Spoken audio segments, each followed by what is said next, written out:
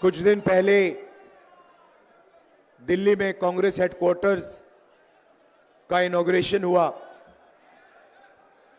और वहां मैंने देश की स्थिति पर, देश की सिचुएशन पर भाषण दिया और वहां मैंने कहा कि कांग्रेस पार्टी ने देश की जनता के साथ मिलकर देश को ये संविधान दिया है और हमारा काम इस संविधान की रक्षा करने का है। हर कांग्रेस पार्टी के कार्यकर्ता का काम इस संविधान की रक्षा करने का है। मोहन भागवत जी कहते हैं कि जब ये कॉन्स्टिट्यूशन बना था तब हिंदुस्तान को आजादी नहीं मिली थी, हिंदुस्तान को उसके बाद आजादी मिली है। इसका मतलब मोहन भागवत खुलकर कह रहे हैं कि मैं संविधान को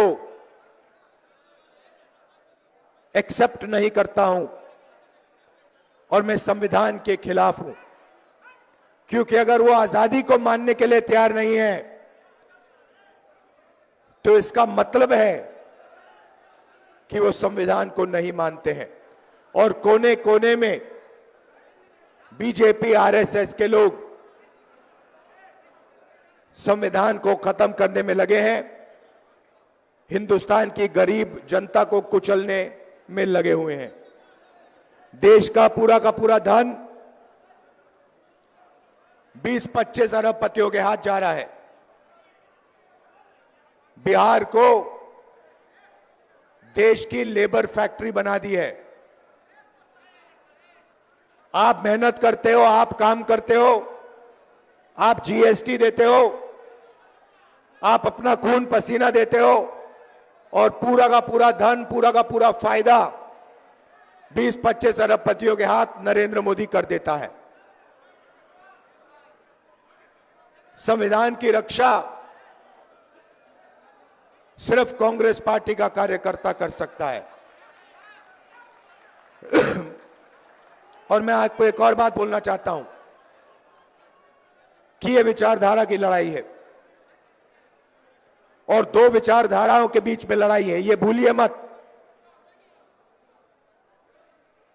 एक संविधान की कांग्रेस पार्टी की विचारधारा, नफरत के बाजार में मोहब्बत की दुकान वाली विचारधारा, और दूसरी तरफ बीजेपी और आरएसएस की विचारधारा, नफरत और हिंसा की विचारधारा। इन दोनों के बीच में लड़ाई चल रही है और मैं आपको कह सकता हूं कि बीजेपी का मुकाबला विचारधारा से ही होगा, कांग्रेस पार्टी की विचारधारा से ही होगा, और बीजेपी का मुकाबला सिर्फ कांग्रेस पार्टी का कार्यकर्ता और उसकी विचारधारा कर सकती है।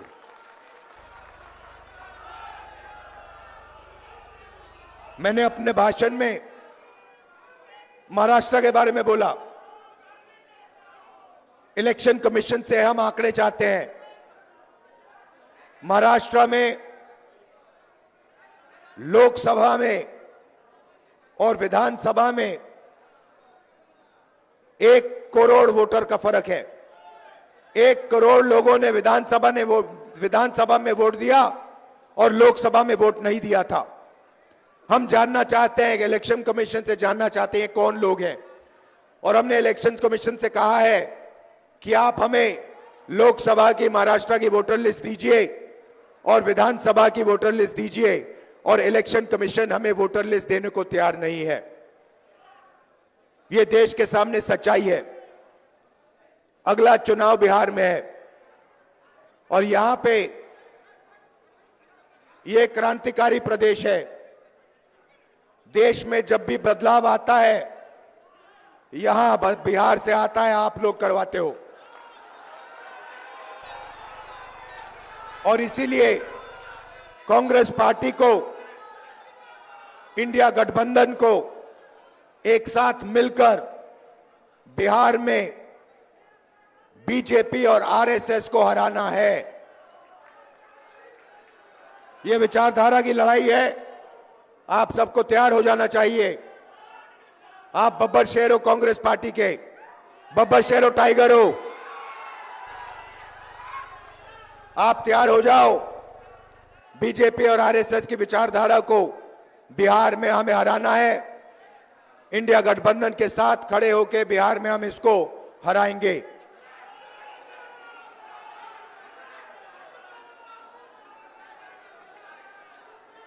आप सब, विचारधारा आपके खून में है, आपके डीएनए में है, आपको बताने की भी जरूरत नहीं है। आपने इतने प्यार से मेरा स्वागत किया। आप 24 घंटा कांग्रेस पार्टी की विचारधारा के लिए लड़ते हो। आप 24 घंटा आरएसएस बीजेपी के खिलाफ लड़ते हो और आप डरते नहीं हो। इसके लिए मैं आपको दिल से धन्यवाद करना चाहता हूं।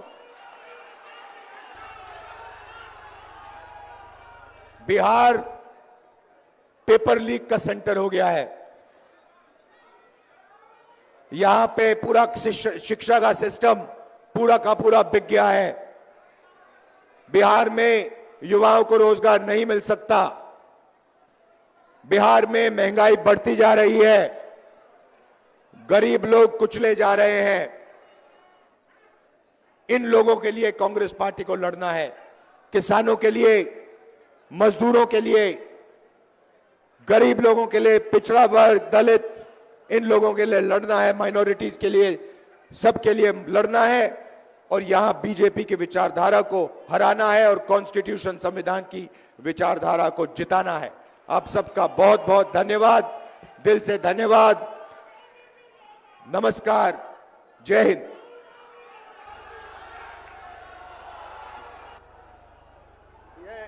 अभी रुक जाइए। जो इंदिरा भवन बना है कर्मचारियों के लिए, उसकी तस्वीर है और राजेश राम जी धन्यवाद करेंगे। धन्यवाद का राजेश राम जी। हो गया सर, हैंड ओवर हो गया। आज के इस सदाकत आश्रम के पावन धरती और ऐतिहासिक धरती पर अपने न्याय योद्धा आदरणीय राहुल गांधी जी को हम दिल के गहराइयों से आभार प्रकट करते हैं। हमारे साथ यहाँ उपस्थित नासिर हुसैन साहब,